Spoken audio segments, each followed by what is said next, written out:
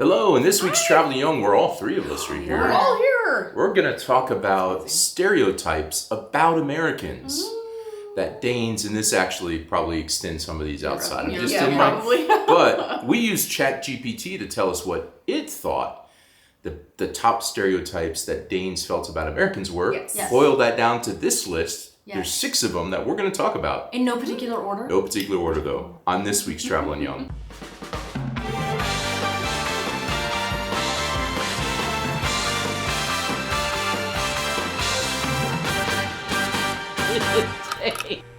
All right, welcome to this week's Traveling Young. I've just deemed myself the announcer. Okay. Well, you do it's have a voice for it. Hello, welcome to this week's Traveling Young Monster Truck Show. This Saturday. All right, so you need to stay tuned because while we're not doing it in any particular order, the last one probably will be the most interesting and controversial, so make sure you stick around for that. But I'm going to start first with my phone that's already gone on silent, even though that's what I was looking at with the list, and talk about, well, this fits perfectly for me to be the one to say this, which is Americans are loud. This is the stereotype. This is the stereotype. That's not just an opinion. Not just an opinion, yeah. The stereotype is that Americans are loud. Yeah. And I would say that not everybody, but I think the people that you hear are loud. Is that kind of meta? Because there's people that are, a very small portion of the society you hear on the news, and they are the loudest, and that's why you hear them. There's a ton of people that are not really all that loud, that are pretty quiet and to themselves, but certainly politically and everything, I think there are people that are louder, certainly, than is the case around here. I mean, I don't think it has to do anything with politics. I feel like personally just Americans in general are just more like outgoing with strangers in general, like more open to having conversations with people they don't necessarily know. So I think to us that's something that's very normal, but to like people from other countries in Europe, they view that as being loud and like fake, but that's just how we talk to people. But I think people view that as like weird and like, why are you talking? I think part of it is our volume is loud because some people just it's about wanting to be heard. That is different, and stand out. That I think is different. I have heard people say that Americans in restaurants in other countries are loud. That's actually what I was gonna say. That now when we go back, to me, I feel like people are really loud. Like I feel like I've adjusted to kind of how it is here in Denmark at least, and then when I go back, I'm like, wow, everybody talks really loud. Yeah. Yes, I don't know. I don't really think about it. I think more when I hear loud, I think more about like just like talking a lot. Yeah. And we do talk a lot. I'm loud, but part of it is just my voice moves distance. Yeah, it's got a lot of bass. That I cannot really. This is maybe the lowest I can get. It's very. This is like without that. That's the whisper. Yeah. And this is maybe the quietest non-whisper voice that I can have, which is probably loud for other people. Yes. But right. I would say that's generally kind of true. All right. Yeah. Let's move on because we already spent 2.5 minutes on this one. Move on by your number 2 here. The next one. The next one is that Americans are materialistic. I feel like this again is just something with like the culture, I guess. I don't know, like Scandinavian, when you look at like Scandinavian design, it's very like that minimalistic, like, but it has nothing to do with like how they are. It's just that's just what's popular. And in the US, I don't know, people just like busy homes. Well, I think part of it is, I heard somewhere, I don't know who said this, but they said that rich people are the people that you can't see how much money they have because it's in their bank account, and the people that you see with nice cars and a bunch of nice stuff are often the people that aren't necessarily the ones with the most money. True. And there's this desire to show this. And I was watching something yesterday where they were talking about even a lot of like, not a lot, but some of the violence in America right now is actually stemming on trying to show that you have something or you're better than somebody else. It's not even, it does seem to be an issue where it can go all the way down to like people being violent with one another, but all the way up to just trying to look better than somebody else, which is definitely not part of Danish society. No. I guess that's true. Yeah, and I do feel like here in Denmark, people tend to they'll spend more on a quality item that's going to last for a really long time. Whereas in America, it's completely the opposite. Yeah, everybody just buys stuff and replaces it every year, every 2 years. Yeah, but also like, I just feel like a lot of that is like, I mean, I think it's really great that here in a lot of European countries, you can get like quality things that are maybe more expensive. But in the US, there's a lot of people who like can't afford those things. I think it's harder. Exactly. It's harder to find cheaper stuff here, whereas it's harder to find nicer stuff. But not just expensive, but just better quality stuff. Nicer. Yeah. So I would say, we didn't go back to this, but we should have said true or not, debunked or not. Yeah. This does feel like a fairly true stereotype. Obviously, like every stereotype, it doesn't apply to every single person. No. But I think I was probably a little bit that way, where I wanted to have things, and I'm certainly much more frugal now, with the exception of the camera equipment that I use for the YouTube channel. But otherwise, and posters. But otherwise, but I do think that's a good point that you just quickly that you had about it's kind of a difference of the economy. Yeah. If people are in America aren't making as much, then obviously the goods are going to be on the cheaper side. Yeah. So maybe that's the reason why. More. Yeah, but the topic specifically was materialistic, which is also having nice things. That's so true. Then it's like having more than you need. Yeah, maybe. True. All right, true. But we could go on for that for a while. So moving on to the next one, the third one on the list. The next one is that we are overly friendly and what was it? Coming off as superficial. We have superficial relationships. I would actually say I feel like this is maybe just kind of a difference of American extroversion compared to Danish. I wouldn't say introversion, but just the way that Danes grow up in society because of the way like folkskole is. Everybody, those kids for like 9 years. And that's just not how it is in America. And in America, I feel like kind of everybody's your friend. And so we're friend collectors.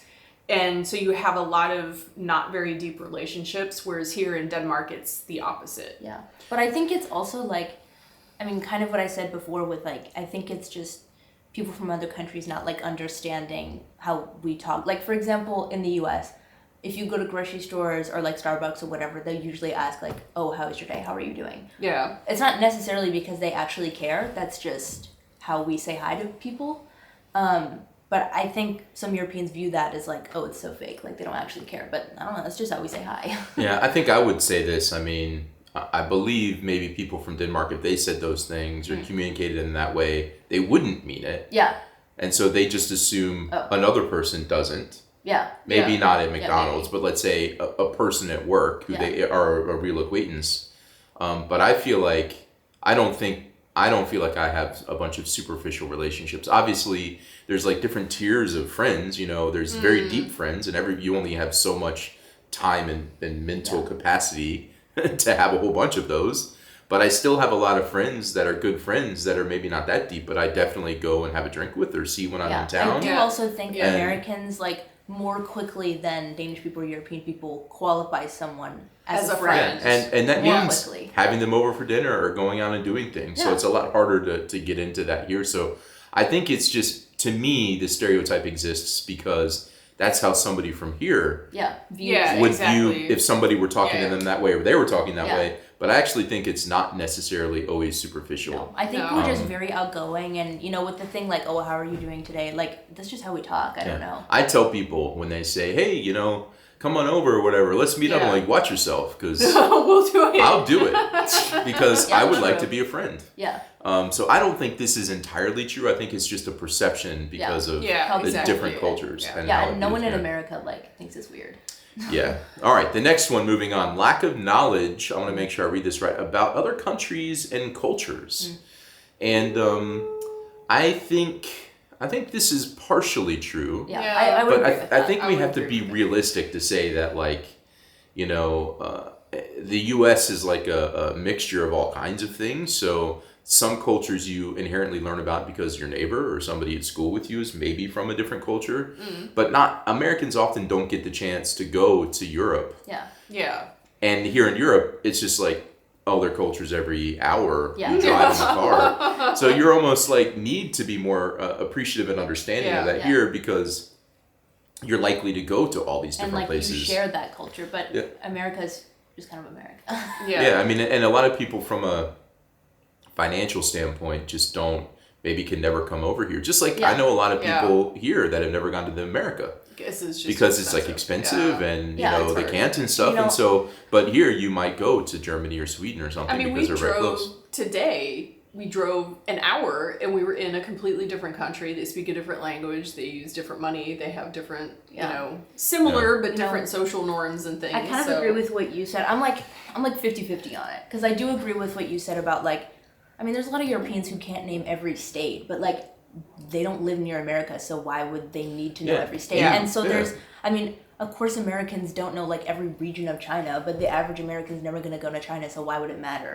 And like, or even in Europe, I mean, it's the average American, like the average like blue collar worker American is not going to like go to Europe. So of course they don't know as much about other countries.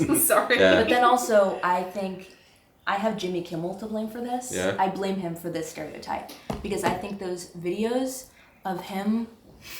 Well, all of them. I think those videos where they ask people on the street like, "Oh, where's this country?" Like they only post like the people who look stupid, and then Europeans or people from other countries think that we're all like that and like don't know where. Africa but I'm pretty is. sure if we walked around the streets of Denmark and said, can you show me where's Florida? Chicago is on a map, or show me where I feel like Kansas City is on a map. I've had so many people in Chicago be like, "Isn't Chicago a state?" I'm like, exactly. Or Washington D.C. is a state, right?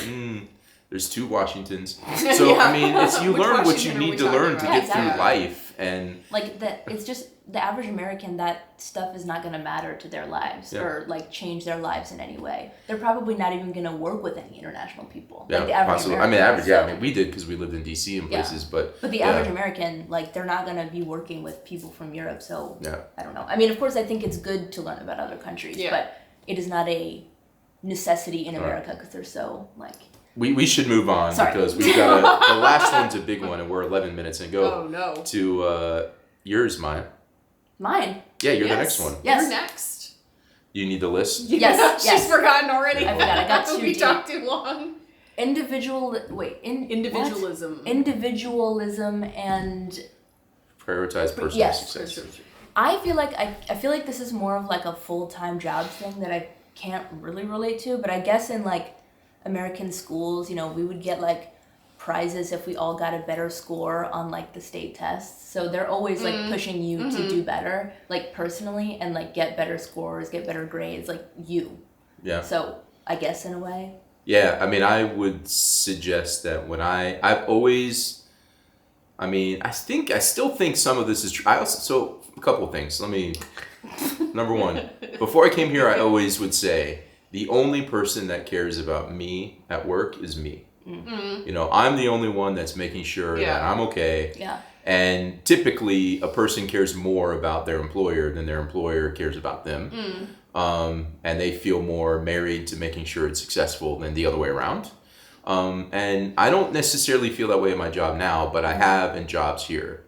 So I feel like there's this hidden bit of this where it's maybe not fully discussed because of the Interlaun and stuff, where you're not supposed to be in Denmark like all about yourself. But in reality, I do suit people with ambition and not necessarily always making sure the group is traveling together on this journey at work or something. Yeah. And so I feel like it really is here to some degree, not quite as much as it was, but I don't think it was detrimental to me.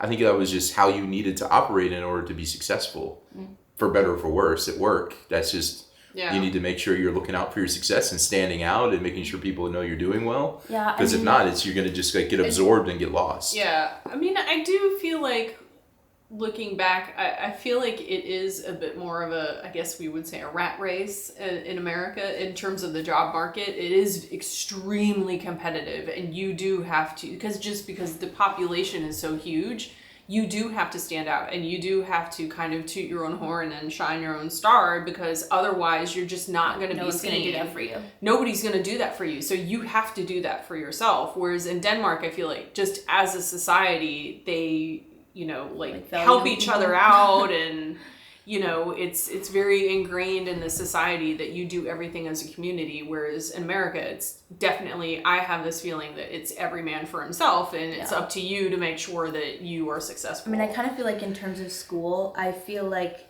folk school here, was very much like they actually like cared about you and how you were doing. And I feel like in American school it's just like they don't care how you're doing as long as you're like scoring good, then it's like okay, oh you're sad, I don't care.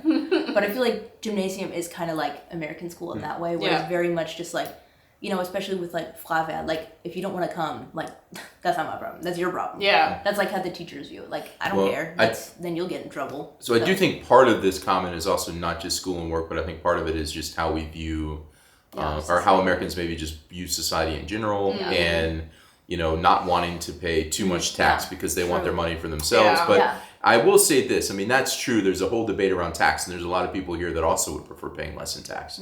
But it's accepted because there's the benefit to society. But America is also a very charitable country. There's a lot of people that donate a lot of money to charities, which is kind of, you know, helps augment a lack of social services in some cases. I mean, and so there's actually a lot of people that give quite a bit of money. If you're religious, a lot of people give money to the church and tithe for the church, and then other charities. So that gets kind of lost in the mix a little bit. It's just people want to choose directly where their money's going to. And they want to know exactly how and where, and they make that choice rather than it being in a pot. So I think we got to mention that because I think that's part of the individualism and looking out for yourselves. That's why my career disappeared, because I worked in nonprofits and then they don't have them here. Okay, we're way long here. We're so long. So we got it, but we're all the three of us here, so that takes it longer. Okay. The last one.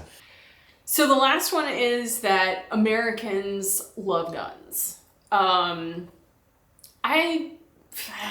feel like this is another one that's both true and false, because everything's on a spectrum, and I think there's people who obviously very much love guns and want to have their guns, and there's other people who are the complete opposite and don't think anybody should have any guns. So I don't think it's true to say that everybody in America is gung-ho about gun ownership. We definitely have, like, you know, a culture about it that some other countries don't have, but I also think, you know, sometimes like the news and everything really like highlights the extreme people. Well, I mean, because and then people think that that's all of us. Well, that's the definition of news.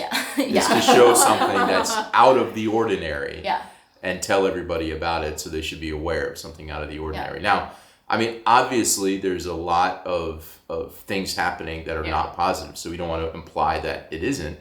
But I mean, I can say I was, like 41 or 42 or something. I've lost track of how old I was when we moved here. And I never saw guns. I mean, it's not prevalent in every single place that you go. It definitely depends on where you live. But the stereotype is that everybody is like, you know, there's people that write comments on you know, to us, like just the other day where somebody was like, you know, do you feel unsafe here because you can't carry guns around everywhere? I'm like, what? That is just never crossed her mind. Yeah, I mean, I never had one and I don't have one, so it's no. So to imply that every single person is always going to have, I mean, it's just kind of a ridiculous stereotype to have. And the people that you see are if we go all the way back to the first thing we said, the loudest. And they're the ones representing, the loudest in the news and everything on their opinion. And I mean, I don't know people that I don't know anybody that walks around with one. No. And I'm sure some people I know have one, but I don't know because it's not something that people talk about it's not at least something people that people we spend time with talk about, because it's just not a thing. So I mean, it's overly misrepresented in terms of the average person. Now, obviously, the things that are happening, like what happened just recently at the Super Bowl parade, is horrible, and those things do happen. But it's also a country of 300 million people that's like larger than Europe. And so the war in Ukraine, for example, is closer to us here than Kansas City is from where my parents live, I think, you know? And so it's pretty big and spread out, and it's horrible, and we need to fix some of these problems, but it's also not an everyday thing. And, you know, so I feel like it's it is an everyday thing like some places, but I mean, like, you know, I grew up in Chicago, and when I tell people here I'm from Chicago, most of like the only thing people know about Chicago is like gang violence and stuff. And I've had so many people ask me like, oh, have you ever seen someone get shot? Have you ever seen someone die? I'm like, what? No. I've never ever what seen do you think it's like any gun violence in my life. I've seen it on the news, but not in I mean, that person. doesn't mean it doesn't happen, but it's not like every corner that you walk like down. drive-bys are not happening in like every neighborhood. And I mean, just like Josh was saying, there's 300 million people, and so there's varying flavors of gun ownership. There's obviously very illegal gun ownership that results in crime and stuff, and then but there's also a lot of people like my family who own guns, and we're very responsible gun owners, and we hunt with them. Hunting. Hunting. That's like that's also gun ownership. And that's here. I mean, there's people I know that hunt here. That hunt. I mean, my father, I don't think he ever hunted when we were growing up. No. But I think he had a hunting rifle when he was a kid. Yeah. That was in the attic in a thing closed up, and that was it. Yeah. And it's because he grew up in Kentucky. One in the closet in Kentucky. Yeah, I think that was to take out the squirrels in his garden or something like that. Actually, one of them was a BB gun, though. Yeah. And it just looked like it was something different. But my family were avid hunters. We hunted every year. And I know people here that hunt. Place. So I don't know. It's just really how you view it, but it's definitely not like every single person is one of the crazies. Yeah, the statistics make it seem like it, but I feel like whenever you see somebody on the news or hear of somebody, they have like a quadrillion. So it may be that like there's enough for like every person in America, but that's because a select group of people have a lot, unfortunately. Yeah. And that doesn't mean everybody has one. Anyway, so that's as close as we're skirting the edge of controversy with the gun debate. But it is important to be acknowledged and stuff, but it's also the stereotype is a bit misrepresented, I feel. From everybody I meet in Europe, not just in Denmark, because that's something people always say. And it's a really complex problem. And it shouldn't be our identity. Unfortunately, it's become part of our identity as Americans. Certainly not mine. I've never owned a gun, so not my game. All right. Anyway, that is it. Yes. That was 6 stereotypes. Man, this is a really long video. I hope you stuck around to the end. But I actually would like to hear what Danish stereotypes you guys have heard. Yeah, well, I mean, so first of all, tell us if there's another stereotype about Americans that we didn't mention. And second, Danish stereotypes, that is going to be a future video, though. Yeah, I would be. So I'm interested in what you think is a Danish stereotype, or what, what you think people Americans think of Danish people. Yeah. Add that to the comments, other American stereotypes that maybe we missed in the comments. Let us know. And that's it. Let's wrap it up with that. All right. We'll see you later. Bye. Bye.